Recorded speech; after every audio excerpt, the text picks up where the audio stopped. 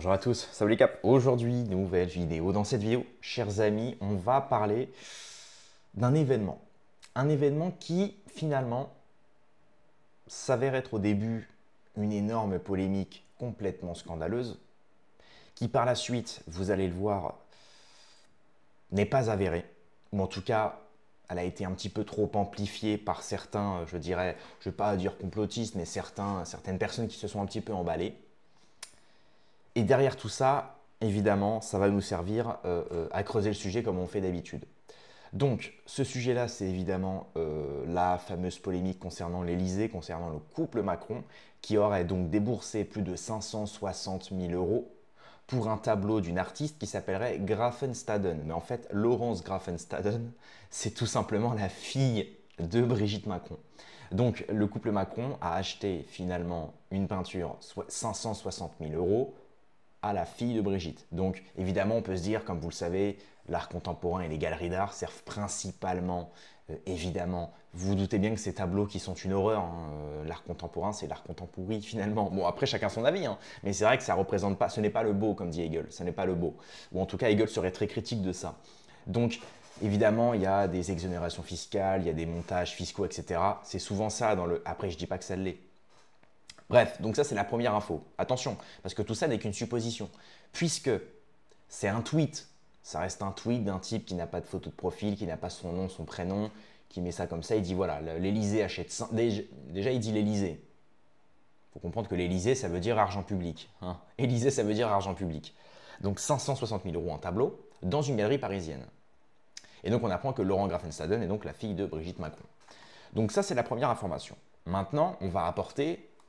Parce qu'on est quand même, on se revendique d'une certaine honnêteté intellectuelle, donc thèse, antithèse, donc on va apporter le contre-argument. C'est ce que nous dit France 24 dans la rubrique Les Observateurs, qui nous dit intox. Non.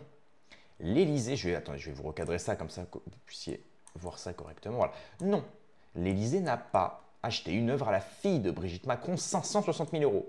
Ils disent pas qu'ils n'ont pas acheté une œuvre. Ils disent simplement qu'ils n'ont pas acheté 560 000 euros. Donc en gros, là j'ai l'impression qu'ils essayent de nous la mettre, mais tranquillement, tu sais. Ils te la mettent, mais t'inquiète, ils mettent un peu de lube avant, donc ça va. Donc une œuvre de la fille de Brigitte Macron achetée par l'Élysée plusieurs centaines de milliers d'euros pour l'interrogation.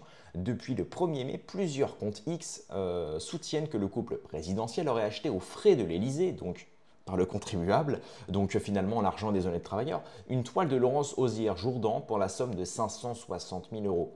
Contacté par notre rédaction, le galériste qui expose les peintures de la fille de Brigitte Macron assure pourtant que ce tableau est toujours en vente et qu'il ne coûte que 8 500 euros. Donc ça, c'est voilà, c'est l'antithèse, c'est le contre-argument. On est passé de 570 000 euros, ou 560 000, les tweets varient, là on voit que sur le tweet ici il y a marqué 570 000, sur l'autre il y a 560 000, donc déjà c'est bizarre. Alors que là on apprend que c'est 8 500 euros et que l'Élysée a également démenti. Et c'est pour ça que je vous ai dit que cette vidéo-là va servir justement à creuser le sujet parce que, encore une fois, tout comme l'affaire Brigitte, vous savez, avec Jean-Michel Trogneux, le plus important, c'est pas de savoir que Brigitte a un bambou entre les jambes, c'est pas ça. Le plus intéressant, c'est qu'est-ce qui se cache derrière. Pourquoi on nous survend cette histoire-là? C'est pour cacher ce qu'il y a derrière. Vous savez, c'est le slogan de la SNCF, un train peut en cacher un autre. J'adore cette phrase-là. Et bien, figurez-vous justement qu'on m'a envoyé quelques petits dossiers par mail qu'on étudiera après. Sur les fréquentations de la fille de Brigitte Macron et sur les liens entre la famille Macron et, vous savez, certaines élites, notamment du petit Paris, du petit mondain, vous allez le voir après. Donc, depuis le 1er mai, plusieurs comptes X dénoncent, voilà, etc., etc. Une vente réalisée par Laurence Osière, cachée sous son nom d'artiste, Laurent Graffenstaden. Pourquoi Graffenstaden? Je ne sais pas, il faudra lui demander.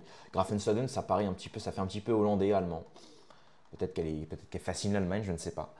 Comme l'assure un certain Pierre Champigny, voilà. C'est un véritable scandale, voilà, les gens évidemment. Myriam Palomba a participé d'ailleurs à relayer ça, elle qui est journaliste d'ailleurs, revendiquée, hein, officielle. C'est quand même ouf qu'elle ait relayé finalement une fake news parce que pour l'instant il n'y a absolument aucune... Moi ça peut m'arriver de relayer des choses un peu, mais moi je ne suis pas journaliste de métier. Moi j'apprends sur le tas, hein, j'ai 21 ans. Myriam Palomba, elle en a quoi, 40 journaliste officiel et la meuf quand même relève, enfin c'est pas pour lui jeter la pierre, hein, je l'aime bien Palomba, je crois qu'elle m'aime pas mais Ça, c'est depuis que je vais parler du Talmud sur géopolitique profonde, mais bon, que voulez-vous. Donc, un tableau toujours disponible au prix de 8 500 €, voilà, comme le montre hein, le fameux galériste. Voilà, voilà. Donc, une visite du couple de Macron le 29 avril, mais aucune œuvre achetée. Effectivement, ils ont bien été à la galerie, dans la galerie où sont exposés plusieurs tableaux, dont le tableau de la fille de Brigitte, qui s'est d'ailleurs reconvertie finalement en tant qu'artiste artiste peintre. Donc finalement un métier qui ne rapporte aucune matière réelle, enfin aucune richesse réelle. Donc c'est bien dans cette famille-là, vous allez voir, hein, on va creuser du côté de Brigitte combien d'argent elle dépense, avec votre argent, avec notre argent finalement, chers Français, mais notamment cette famille, j'ai l'impression, parce que la fille aussi, tu vois, elle aurait pu faire un métier un peu plus... non, elle s'est reconvertie en galerie d'art. Bon, après, chacun fait ce qu'il veut, on va pas. Moi, je m'en fous, hein. Je critique pas ça. Mais c'est quand même marrant. C'est quand même marrant. Hmm. Donc, ça, c'est le premier article. Donc, globalement, ça vient un petit peu contredire ce qui est dit sur Twitter. Maintenant, ce qui est intéressant, donc là, on a un tweet de Escal83. Donc là, pareil, c'est un tweet, il faut se méfier, il ne faut pas tout prendre au pied de la lettre. 1 million d'euros. C'est l'argent que Brigitte Macron a volé aux Français qui triment pour redécorer l'Élysée.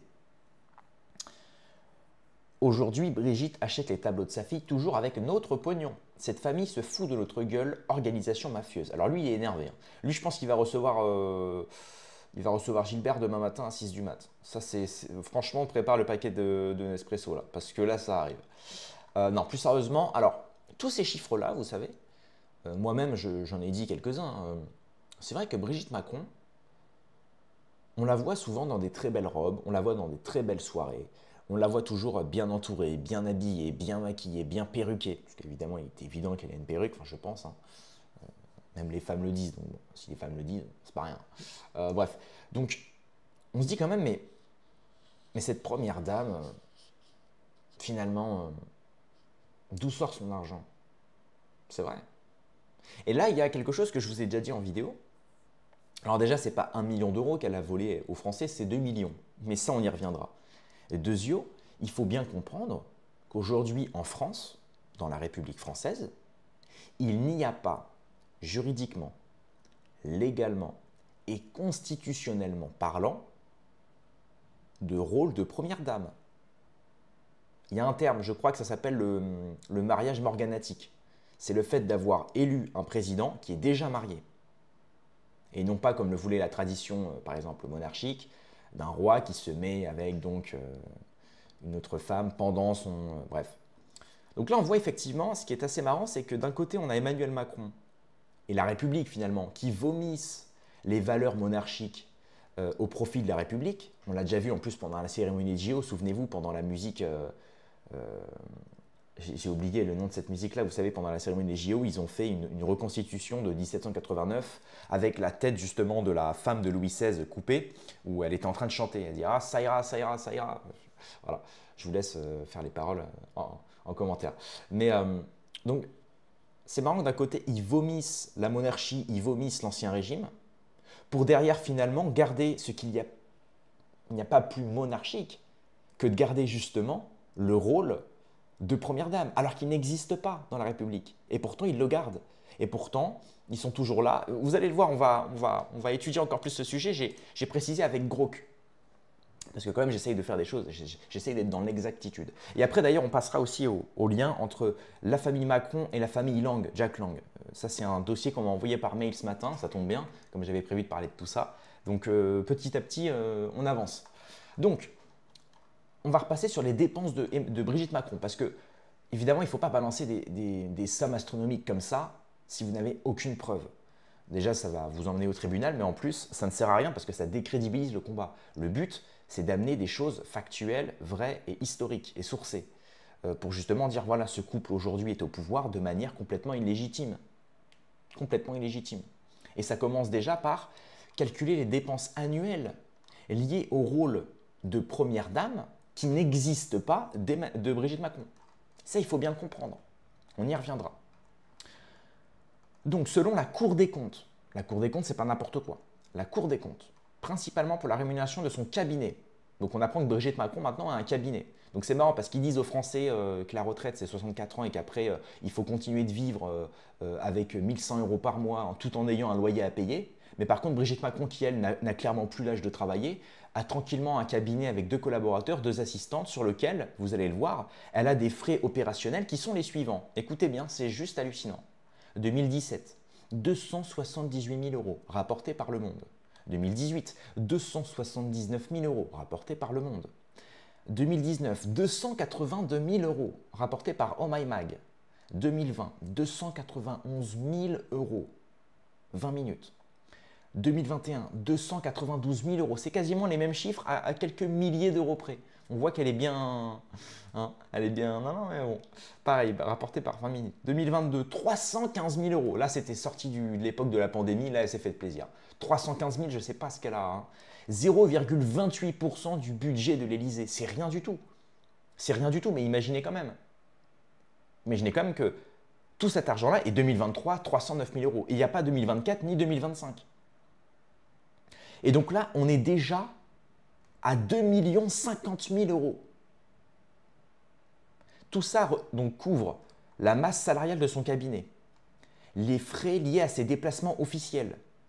Donc, rendez-vous compte qu'aujourd'hui, nous, honnêtes Français, qui travaillons dur, qui payons des impôts, qui payons de la TVA sur notre paquet de pâtes, qui payons de la TVA sur les boxeurs Freegun qu'on achète à Leclerc, parce qu'on ne peut pas se prendre mieux, on ne peut pas s'habiller mieux, hein, et ben, toute cette TVA, toute cette taxe et tout ce contribuable qui part dans la poche de l'État, eh bien 0,23% de ce budget qui est alloué à l'Élysée est alloué au rôle faussement existant de première dame à Brigitte Macron. Non mais je te jure, non mais rigole pas derrière ton écran, je te jure. Donc ça c'est juste hallucinant. Normalement dans un pays normal, quand tu vois ce genre de choses, tu vois, tu es censé quand même te fâcher un petit peu. Tu vois. Normalement, quand Marine Le Pen, elle arrive au débat du second tour, 2 fois, hein, elle devrait venir avec ses petites fiches et dire à Emmanuel Macron, bon Macron, je t'aime bien, mais tu as commencé par Alstom, tu as commencé par l'ubérisation de la France, tu as commencé par revendre la France finalement à des privés, mais en plus de ça, on apprend que ta femme, qui n'a pas le rôle de première dame, qui n'existe pas dans cette 5e République, a tranquillement entre 2017 et 2023 utilisé plus de 2 millions d'euros du contribuable. Pourquoi? Pour son cabinet, pour ses frais de déplacement. Et on ne compte pas tout le reste. Hein. On ne compte pas tout le reste. Là, c'est que pour son cabinet et ses frais de déplacement officiels. Ah ouais. Ah ouais. Tu vois, normalement, Marine Le Pen, si elle est honnête et qu'elle était bien formée, elle devrait dire ça. Mais dans son rôle d'opposition contrôlée, elle a bien évidemment cité aucun scandale. Elle n'a pas cité le fait que Macron soit rentré à Rothschild, qui est le associé gérant chez Rothschild, qui est le prestige de la banque. C'est la Rolls-Royce du monde de la banque et de la finance, sans aucun diplôme. Ce type est rentré chez Rothschild par ses réseaux, alors que le mec est né dans une petite famille de médecins de Amiens, tu vois. Je veux dire, c'est complètement, c'est hallucinant, c'est aberrant. Et comme je vous l'ai dit, dans un pays normal, les gens devraient se fâcher un petit peu. Simplement, voilà, quand tu rencontres Macron ou quand tu rencontres des représentants officiels, tu devrais t'énerver un peu, te dire, bon, là, il y a un truc qui ne va pas. Parce qu'on nous demande, nous, Français, de nous serrer la ceinture, à nous, alors qu'on apprend que Brigitte Macron dépense 2 millions d'euros, on apprend que Gérard Larcher, qui est président du Sénat, a 6 cuisiniers pour lui tout seul. Et c'est nous qui devons nous serrer la ceinture. Et c'est nous qui devons éteindre le chauffage quand il fait 19 chez nous. Et c'est nous qui devons couper la clim dans la voiture pour le réchauffement climatique. Non mais c'est juste hallucinant. C'est juste, mais c'est à mourir. Normalement ça finit c'est un sketch de Groland le truc. C'est un sketch de Groland. Mais non, là c'est la réalité. C'est la France, c'est la République française. Là, j'insiste bien sur la République. Voilà. Je bois mon café d'une traite là. Non mais franchement, je vous le dis. Je vous le dis. Je m'essuie avec ma main, comme un prolo, voilà. Alors bref, donc, maintenant il y a les dépenses mutualisées ou non comptabilisées. Non mais là, mais c'est que le début. C'est que le début. Donc elle a une sécurité. Bon, ça, à la limite, c'est normal. Je veux dire, effectivement, ça paraît normal de protéger. Il y a même un côté limite, il y a même un petit côté retour au réel, tu vois. Le président qui paye un service de sécurité pour sa femme, parce que, bon, ça, c'est à la limite, c'est normal. Coiffure et maquillage. Donc sa maquilleuse est quand même payée 5 200 euros par mois, soit 62 000 euros par an pour Emmanuel Macron et Brigitte Macron. Voilà. Habillement, pareil. Donc, souvenez-vous, on avait étudié le dossier. Brigitte Macron, elle est habillée sur mesure par une grande maison de couture qui n'est plus ou moins que finalement LVMH qui appartient à Bernard Arnault. Elle est habillée sur mesure par la fille de Bernard Arnault, Delphine Arnault, qui sort avec Xavier Niel, pour rappel, le patron de Free, qui est le premier investisseur en Ukraine. Voilà, tout ça c'est des trucs qu'il faut savoir, hein. Tout ça, c'est des trucs, tu vois, je lâche des petits trucs en vidéo, ça, faut les noter après. Faut les noter parce que c'est important, très important. Elle avait même dit qu'apparemment, elle était habillée par LVMH, mais qu'elle rendait les robes après les événements. C'est ça, mon œil. Déplacements communs, voilà, 11 en France, 5 à l'étranger. Ne sont pas comptabilisés dans son budget personnel. Voitures et chauffeurs, deux véhicules de la flotte présidentielle sont alloués. Les coûts ne sont pas détaillés, bien évidemment. Voilà. Comparaison avec les anciennes premières dames. Valérie Trierweiler, environ 236 000 euros pour 5 collaborateurs. Carla Bruni-Sarkozy, environ 400 000 euros pour 8 collaborateurs, puis 720 000 avec des prestataires externes, site internet. Voilà. Donc effectivement, on se rend compte effectivement que ce qui tue la France, c'est comme la naïveté des Français et la gentillesse des Français. La gentillesse du Français. Celui de dire non, mais bon, c'est pas grave. Et surtout de tout oublier, j'ai remarqué. On oublie vite en France. Tu sais, la pandémie, c'était il n'y a que 5 ans. On t'a cloîtré dans ton appartement de 50 mètres carrés sans pouvoir sortir, à moins que tu aies une attestation pour pouvoir sortir une quinzaine de minutes pour faire tes courses et sortir ton chien. Tu vois, les Français oublient vite, très très vite. Moi, j'ai pas oublié. Hein. J'ai pas oublié. Mais je suis dans une, vous savez, je suis dans une optique de pardon, d'acceptation, mais quand même, j'oublie pas. Donc, maintenant, si on se base sur le rapport de la Cour des comptes, Brigitte Macron a officiellement dépensé 2,05 millions d'euros d'argent public entre 2017 et 2023 pour son activité de première dame, qui, je le rappelle, n'existe pas. Justement, j'ai demandé à Grog de préciser ça. Et il m'a dit effectivement, vous avez tout à fait raison, constitutionnellement, le rôle de première dame n'existe pas en France. Voilà. Effectivement, aucun article de la Constitution ni aucune loi ne confère un rôle, des fonctions ou des privilèges spécifiques. Voilà. Il y a le président de la République qui est le seul titulaire d'un mandat électif. Coutume républicaine. Le rôle de première dame repose sur une tradition informelle héritée de l'histoire républicaine française, notamment sous la 3e et 4e République. Cette coutume attribue au conjoint du président des fonctions protocolaires et représentatives, mais sans cadre légal. Donc légalement, constitutionnellement parlant et juridiquement parlant, ça n'existe pas le rôle de première dame. Et c'est évident. Là, ils disent que c'est un héritage de la 3e et 4e République, mais c'est surtout un héritage, évidemment, de la monarchie et surtout du système anglais, anglo-saxon.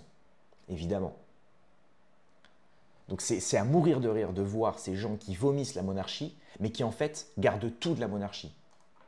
Gardent tout de la monarchie, ne serait-ce que l'accession au pouvoir. Regardez tous ceux qui peuvent se présenter à l'élection présidentielle. Regardez tous ceux qui ont accédé au pouvoir. Ils sortent tous de la même école. Soit ils sortent de l'ENA, ce sont tous des énarques, soit ils sortent de chez Rothschild. Pompidou était président de Rothschild, Macron est associé gérant chez Rothschild.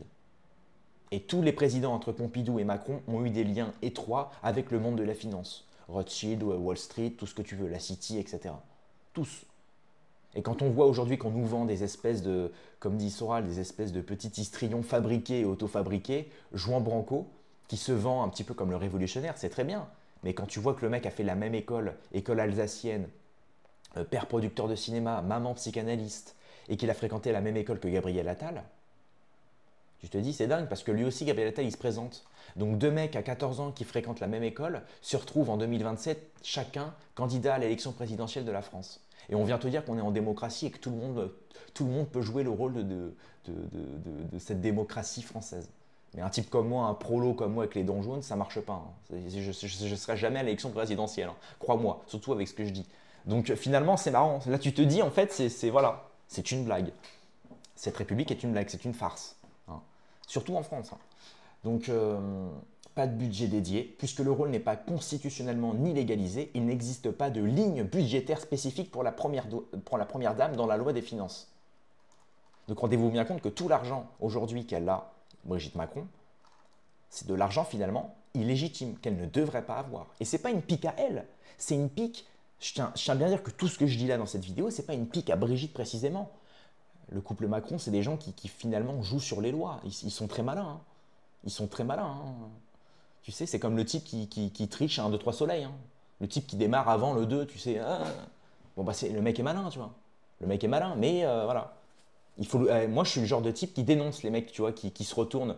C'est le mec qui se retourne à 1, 2, hop, qui se retourne avant soleil. Moi, je dénonce le mec qui se tourne avant soleil. Il y a les mecs qui n'ont pas les moyens, qui sont pas capables parce qu'ils ont peur. Moi, j'ai pas peur.